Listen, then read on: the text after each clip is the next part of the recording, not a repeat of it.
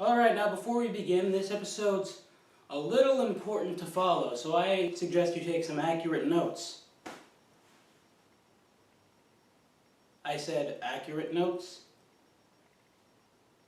There we go, that's more like it.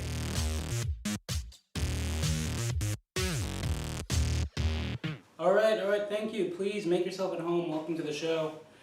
And even though you probably are home or at a friend's house, you can still enjoy the show anyway.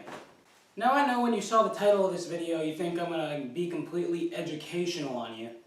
Like it's going to be some sort of school on Sunday. A Sunday school, if you will.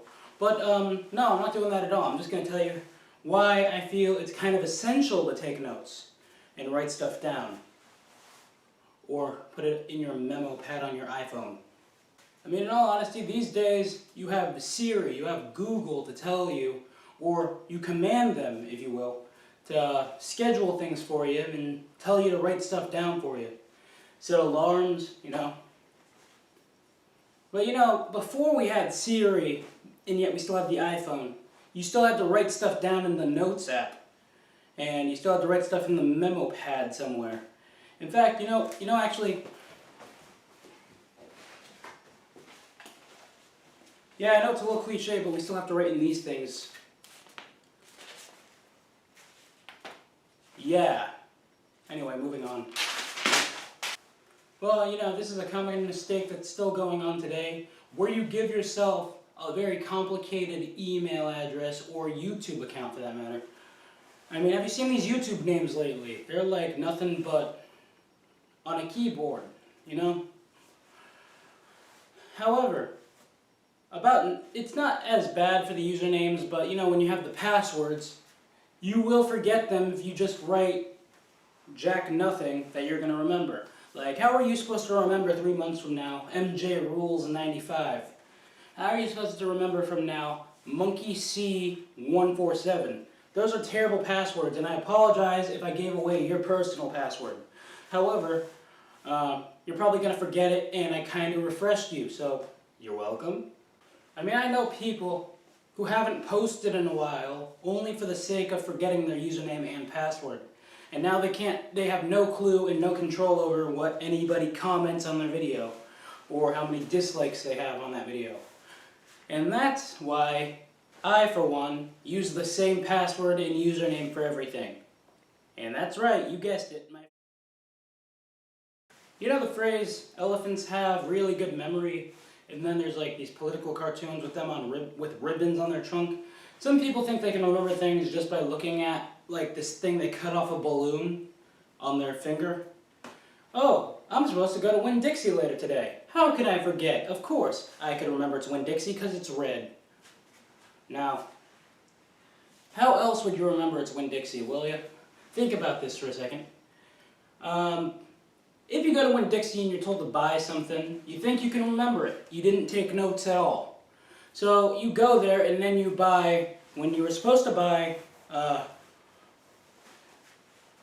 penne noodles, you accidentally bought linguine noodles. When you were supposed to buy Kraft macaroni and cheese, you bought Easy Mac. Well, you get the point. I know they're the same brand, possibly, but Easy Mac is microwavable, and the one I'm thinking about is the one you cook in a pot. So, which one's more wrong? You're going to feed your family dinner that tastes like microwave, or you're going to have a linguine dinner when you wanted a penne dinner? I mean, seriously, you cannot work at one of these fancy restaurants if you can't remember linguine from penne. Now, not trying to be hypocritical or anything, honestly I'm not. And just to prove it, I'm going to tell you a little personal story that happened to me a few months ago. We were running low on money and I needed to go to the store for something. And so my mom gave me a $50 bill. Now keep in mind, this is like you're shopping for your hangry 17-year-old moments, and she gives you a $50 bill. Now what do? You got $50, so you're going to treat it like a credit card. Okay, I can spend this much money. But because how much I saved, I had so much stuff. That's the last time I go into a dollar store with $50, because everything's on sale or very cheap, so you had a lot of stuff you could buy. So long story short, I came with all that stuff, spent about $30, had to go back, got back $28 to 50, and that's the story. Why did I do it? Let's just say it's the last time I'm gonna go to a dollar store on that big of a budget. I mean, come on. It's not like I'm directing a movie here. I'm going grocery shopping for like 2 or 3 things with a 50. Well, anyway, that's the show for you this time.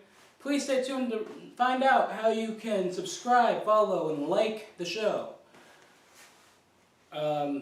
Well, that's all my time I got. I really have nothing else to say to basically follow that up, so there you go.